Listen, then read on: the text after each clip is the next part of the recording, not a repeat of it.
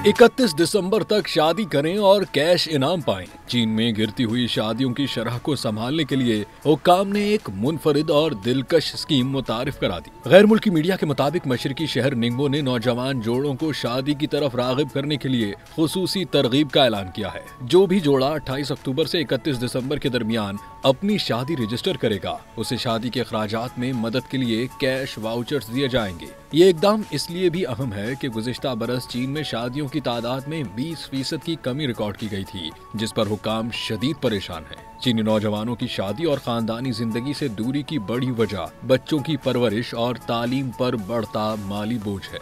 निंगबो के civil affairs department के मुताबिक नए शादीशुदा जोड़ों को 1000 युआन यानी तकरीबन 40,000 पाकिस्तानी रुपए मालियत के वाउचर्स मिलेंगे, जो महदूद हैं और पहले आइए पहले पाइए की बुनियाद पर दिए जाएंगे। इसी तरह के इनामी इकदामात हैंगजो और पिंगहो में भी जारी हैं, ताकि कम होती आबादी और बढ़ती उम्र के बहरान का मुकाबला किया जा सके।